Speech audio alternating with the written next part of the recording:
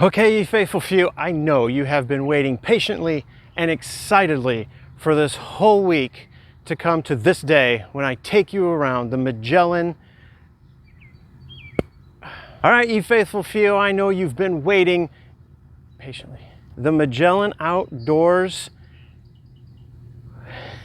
I can't remember the name. The Magellan Outdoors Swiftrise Hub 8-person tent. I finally got through that title. For those of you that have just come across this series, this is going to be like binge watching your favorite Netflix show. There is a lot to show you with this tent. I'm going to start and go around the outside with its features first. So let's get to it.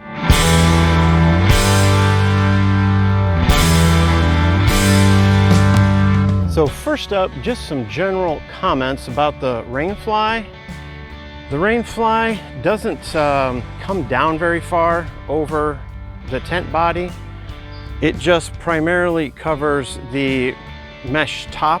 It does come down the sides, corners just a little bit, and then connects down here around this D-ring on the bottom straps. This is a bungee cord, so you do get some stretch out of it. While I'm here, I suppose I'll note the pocket socket. Where you can have a power cord come in through here.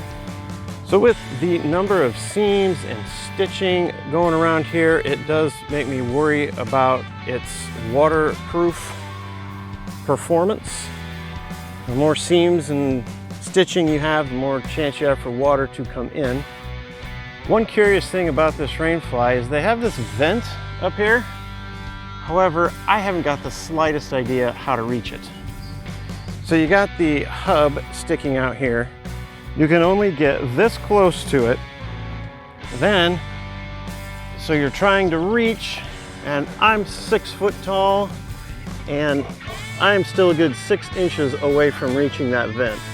So I don't know if you're supposed to put that up before you pull the Rainfly over, but I mean, if you forget, that's fairly inconvenient. One kind of cool thing is they have this very large double door here.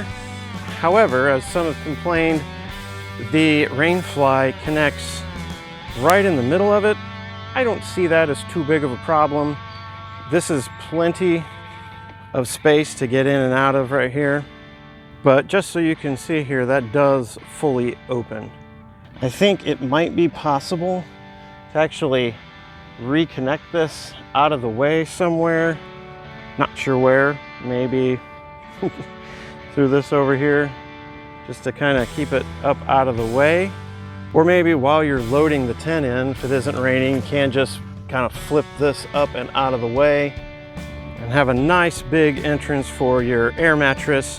Sometimes you need to pump your air mattress up, you know, in your vehicle or something, and then get it in. You got a nice big wide door to do that in a pinch. Going around every one of these hub locations is covered. I think there's just some possibility for some water to get in through this setup.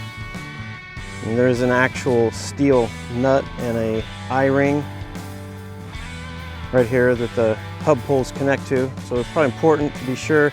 When I set this up initially, some of these were kind of up here stuck. So you would want to go around and pull those down. There are straps for the Rainfly in the middle here, but apparently I missed. I'll just connect it to the stake there. One interesting feature is these right here are windows. This is a plastic that you can see through, and then there are just some window coverings behind it. I'll show you that closer when we get inside.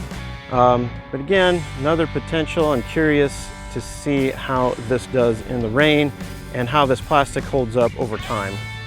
See, like right here, and then have this pulled out over. Bam. Then there is another unreachable vent up there as well. I do like that there are 2 different doors for this tent. There's that large one over there in the corner, and then on this side of the tent, or this half of the tent, there is another kind of half door right here. And I don't think I've mentioned yet that these are YKK zippers. They do feel really good. They don't bind or anything. They're super smooth. Again, there's another issue here when it rains that I want to bring to your attention. So the way this door is put together, you've got the storm flap that can cover the zipper just fine over here. But when you come down to the bottom, it has to flip sides so that it's going over the zipper. Well, there's kind of this weak spot right here where there is nothing covering that zipper. So I would anticipate us having a little water penetration right here. When the door is unzipped, you do have loops right up here for holding the door open. One up top and one down low. So the features inside this tent are plentiful. Let me show you.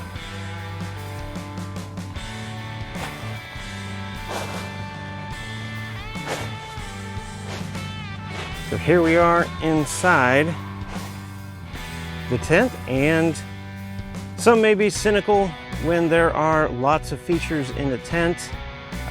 Some may think that just means there's a lot more things to go wrong. I get the logic behind that. I've been victim of it, but they are super nice little extras to have. So let me show you what those are. So let's talk ventilation.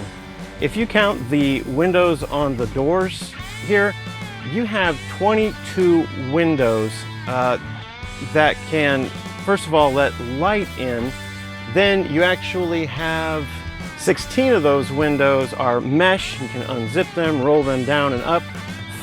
6 of those windows are that plastic material that you can see through but should still keep the rain out. So if it is raining, that is a way for you to still be able to let some natural light in. These are kind of the standard windows right there. They have these bottom windows, which I think are interesting. Again, should be good for letting in air. And if you only got a light rain going, this wall slants in, so you could potentially leave those open if it isn't raining too hard. Then of course there is the plastic window covered, and here's the plastic window with the cover rolled up. We talked windows, we talked doors, now let's talk storage. The box says that there are 33 pockets for storage on this thing, including 2 gear lofts. Well, there's the first gear loft. It's not super huge, but you can fit plenty of stuff up there, I would think. Some light things, rain jackets, maybe some clothes, who knows, a light to diffuse. But do you really need light in this tent? Because there's a little power pack right here. Bam. LED lights around the gear loft. These simply run on 3 AAA batteries, which could end up being a problem for us because we never remember to take out batteries from things and end up with a bunch of battery acid in there. So this is Velcroed. Again, hard to do with one hand, everybody. Bear with me. There you go, there's a little power pack. Just slides open, 3 AA batteries. Close that up, that's the power button. Boop, there you go. But if that wasn't enough, over here, there is a little power pack that turns on these little lights. They go all the way around the tent into the other room, pop back out over here, and go around just to provide a little ambient light for you. One of the cool things about these lights is they give you that battery pack that I showed you at the beginning, that you put 3 D-size batteries in to run it, or you can run it off your own USB power bank. This is our Anker 13,000 milliamp hour battery pack that would probably run these things forever. So continuing on with the storage, along the top here, you've got 1, 2, 3, 4 pockets there. 1, 2, 3, 4 pockets there. And on this side, 1, 2, 3, 4 mesh pockets up in the top here for gear. Then the wall that separates the 2 hubs you've got 1, 2, 3, 4, 5, 6 big pockets on this side. One of them is clear, and then just some mesh here. And then here's your door to the other area. So you can literally have a sleeping area in one spot and your like an eating area or just relaxing area in the other room. Or have a little bit of privacy with your significant other in the one room and with your kids in the other. I have noticed a few loose threads hanging out inside of here. So the bathtub floor material is a little bit thinner than usual, I think. It makes it pack down a little bit smaller, but could be an issue. I think you would always want to use a ground cloth with this tent. As you can see, you got taped seams here, got taped seams here. You know, these really don't look like they're taped. Maybe they are, I just can't tell. These feel taped around the hub connection. So I'm hoping for some rain here in the next few days. I'm gonna leave this tent up and see how it performs. Let's go check out the other room. We do have loops for rolling this back all the way. If you're just gonna keep it open all the time, which we probably will. Passing through here into the other room, you can just see all the stitching that has to go in to make this hub system work. This entire area here is a little bit thicker. Looks like it's all seam tape, like this whole area looks like it has tape around it. Here we go into room number 2.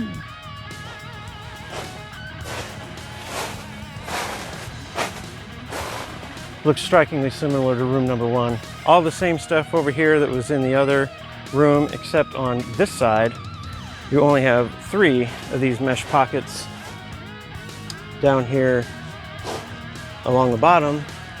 There's your extra door for this area. Got your lights hanging across here. Could get annoying.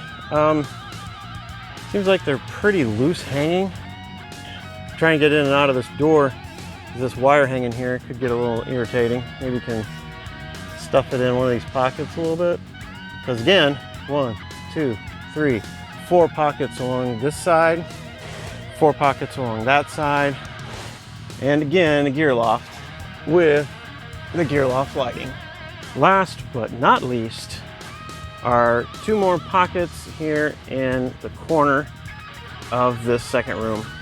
And I think you can see over there, there are 2 more pockets inside that room as well.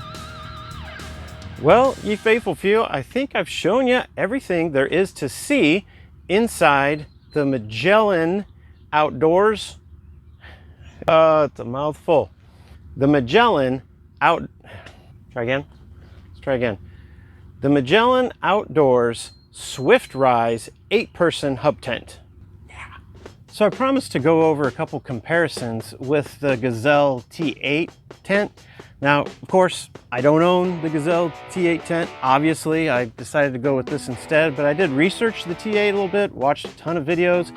So if you're interested in that tent, definitely there are plenty of videos to watch on that one. So I think one of the biggest differences between the Gazelle T8 and the Magellan Swiftrise is in the Rainfly. So the main point of a Rainfly is to try to get the water as far away from the tent as possible. Now on the Gazelle T8 tent, the center part of the longest side of the tent, the Rainfly comes out super far, and that is just fantastic for keeping the rain away from the tent. Also, the Gazelle T8 has 4 poles for each corner, and those stick in, they're actually attached to the Rainfly already. So those stick into the corner and really stick the Rainfly out like another 18 inches or so out from the corner, which again keeps more of the rain off of the tent body. Another difference in the material is the Gazelle T8 has 2,000 millimeter hydrostatic head, whereas the Magellan here has a 1,200 millimeter rating. Basically all that means is if there is a column of water that's 1,200 millimeters high right on the tent fabric, it will push through due to the pressure. So basically, the higher the number, the better. Now, by comparison, the cinch 4-man tent that we have, that has a 4,000 millimeter hydrostatic head rating. And we never had water come into that thing. I'm pretty sure the dimensions between the two tents are identical as far as peak height, width, and length, but the pack size is different, and that's what made a difference for me. Like I mentioned before, the Gazelle has an 11 by 11 cross section. I believe it's like 63 inches long when packed, whereas the Magellan Swiftrise here has a length of 67 inches packed, but it's only 8 3/4 by 8 3/4. So it has a smaller cross section, and that fits into our truck better. So I'm hoping the difference in cross section is merely due to the fact that it's longer and not due to the fact that there are better materials in the Gazelle tent that are a little bit thicker. Speaking of thicker material, the floor of the Gazelle tent is actually Velcroed around the inside so that you can actually remove the entire floor. Now that's super handy for being able to clean things out. It's handy if you want to use, say, one side for a shelter and the other side for your sleep area. You can kind of not worry about that getting too dirty in there. However, in the years of owning tents, I've never really wanted to be able to take the floor out, so I didn't see that as a big plus for us. Another thing that kind of lends itself to the Gazelle tent being possibly higher quality is the fact that it weighs 56 pounds, whereas the Magellan tent here weighs only 37. So that's like about a 20-pound difference. That's huge. Whereas the Magellan tent has that wall separating the two rooms with all those pockets, the Gazelle T8 is kind of more open there as you go into the other room. That's really not a benefit or detraction, just a difference. So all that, the difference of the Rainfly, the difference of the bottom of the tent, the difference in the dimensions and the weight, that all could be attributed to just differences in design or maybe differences in quality of materials. But kind of here's what it ultimately came down to for us. The Magellan Outdoors Swiftrise Hub 8-person tent is literally half the price of the Gazelle T8. We're talking $640 versus $320. Some of the features that I kind of like better on the Magellan tent here are that large open door in the corner. The kids really like the lights. I like that wall separator between the two rooms. I think that will be a benefit for us. And finally, of course, and most importantly to us being able to fit it, was the packed dimensions, being only, just call it 9 by 9 in cross section. That's all I have for a comparison. If you want to look up the Gazelle T8, most assuredly go and do that. If you have any questions about the Magellan Swiftrise Hub 8-person tent, just leave your question down in the comments below and I will get you an answer as soon as possible. Well, that is it for part 2. We will come back to you next week in part 3 to show you specific dimensions of the tent. We're going to put up our disco bed cots in here, see how they fit. So we'll show you that. And then we will also bring the tent down and we'll see how easy that is. If it's as easy going down as it was going up, then this is going to be a win. If it turns out to be waterproof, that is. If we get some rain, I will definitely include that in part 3.